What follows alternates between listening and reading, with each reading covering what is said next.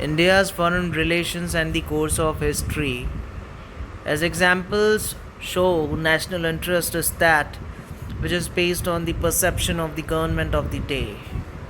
The Prime Minister Narendra Modi public and undisguised reference to China's expansionism in his address to Indian troops last week on July 3 in Ladakh was so obvious that the Chinese lost no time in rejecting the allegation as proof of China's non expansionism. Their spokesman, denying the charge, said that China had signed boundary agreement with all but two of its neighbors.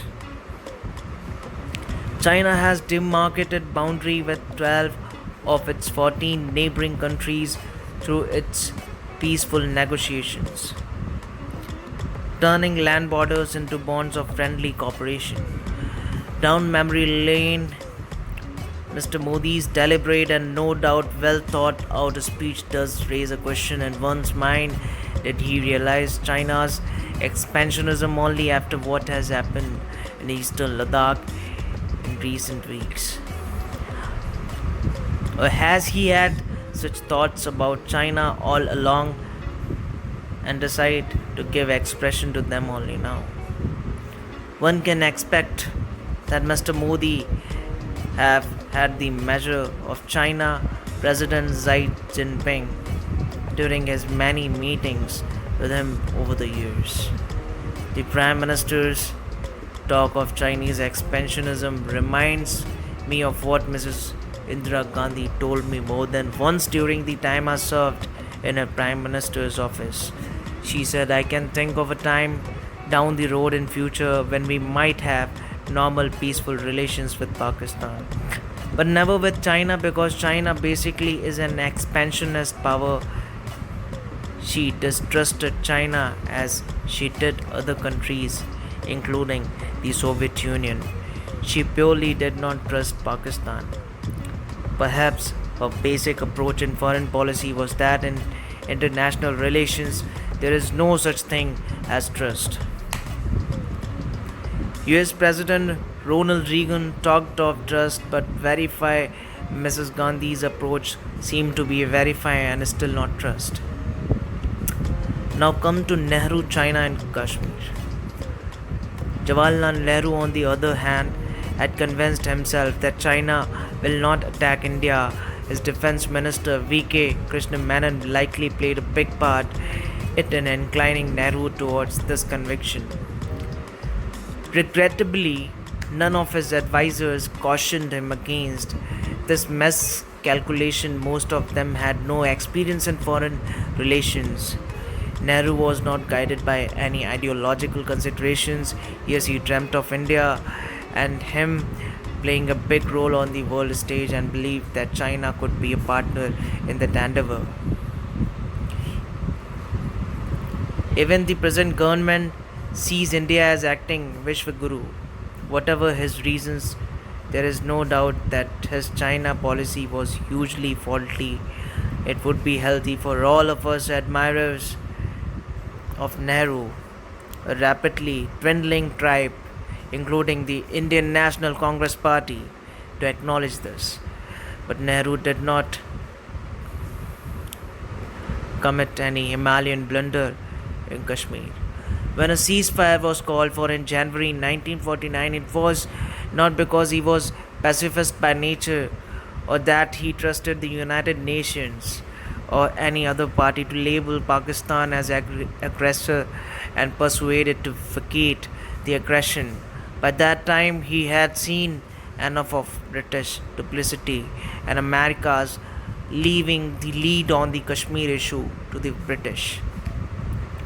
The reality on the ground was that the Indian army was in no position to run over the whole of Jammu and Kashmir at that time.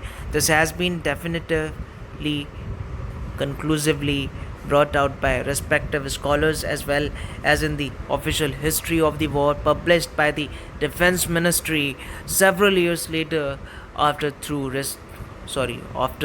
research and interviews with all the relevant players including senior most Indian military officers. So Was Nehru influenced by any ideological basis? I do not know for a fact that he was a leftist. I do know that he believed strongly that in foreign policy, national interest was the only guiding principle. In his response to a letter Albert Einstein wrote to him a few weeks before independence, Nehru described foreign policy as essentially selfish. Nuclear he was also clear in his mind that India's international lay with West.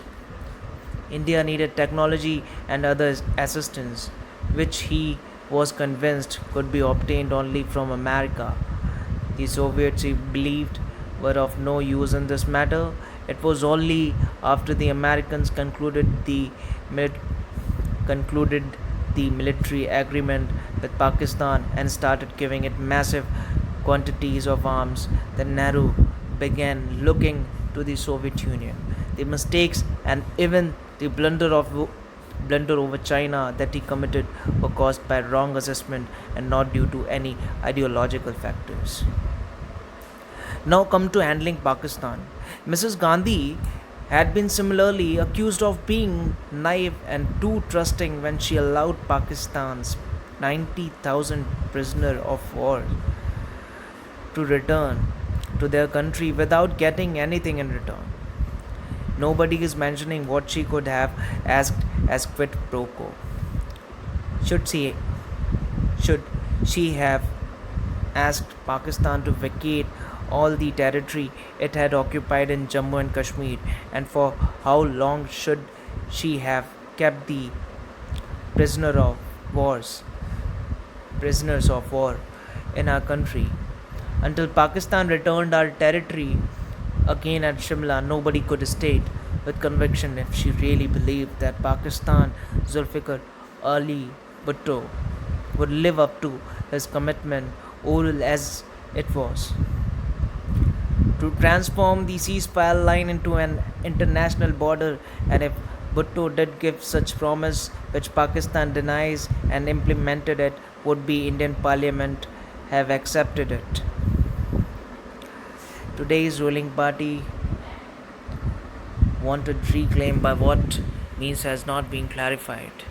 Even Aksai Chin from China, it is nobody's idea that India should give up its claim to Pakistan occupied Kashmir or Aksai Chin. The question is only about reiterating the claims publicly and in a charged atmosphere, as they say. All foreign policy is essentially domestic policy, and this is true of all governments everywhere and at all times. The purpose in mentioning all of the above is not to exonerate any of the previous generation of leadership. They must be held accountable for the mistakes or blunders they might have committed. They acted in the prevailing circumstances as best as they could, according to their perception of national interest. After all, national interest is that which the government of the day decides it is. One government might conclude that the civil nuclear deal with the United States served India's national interest.